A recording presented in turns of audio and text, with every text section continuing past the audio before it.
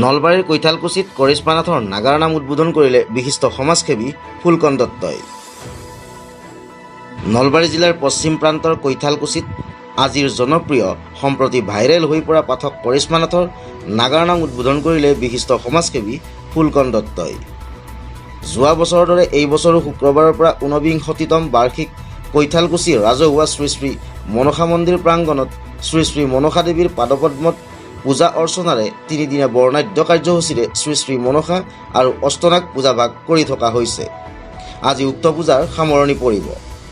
আধ্যাত্মিক তথা ধৰ্মীয় বিধি অনুসাৰে বিভিন্ন কাৰ্যসূচীৰ লগতে শনিবাৰে নিশা 10 বজাত দৰঙৰ চিপাঝাৰৰ পাঠক কৰিশ্মা নাথৰ দ্বাৰা পৰিৱেশিত নাগাৰা নাম উদ্বোধন কৰিলে বিশিষ্ট সমাজসেৱী ফুলকন দত্তই।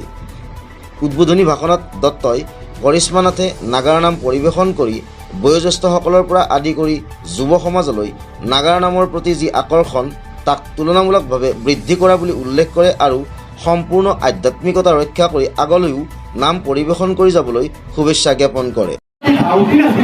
এই কৰিশ্মা নাথে সকলো ল'ৰা ছোৱালী সকলো মানুহকে নাগাৰা নামৰ প্ৰতি ভাৱটো আনি দিলে।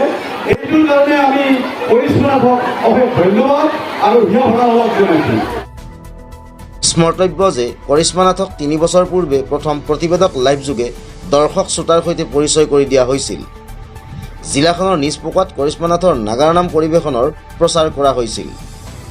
প্ৰায় সহস্ৰাধিক ভক্তপ্ৰাণ দৰ্শকেৰে ঠাহ খাই পৰা নামথলীত বিশিষ্ট সমাজসেৱীগৰাকীৰ লগত প্ৰতিবেদক লাইভৰ সম্পাদক প্ৰধান, অসম সাংবাদিক পৰিষদৰ নলবাৰী জিলা সমিতিৰ সভাপতি তথা ভাৰত ডেকা একাডেমীৰ শৈক্ষিক সঞ্চালক ৰূপক বৈশ্য প্ৰমুখ্যে বীৰেন দত্ত, বিকাশ ভট্ট আৰু বিজু দত্ত উপস্থিত থাকে।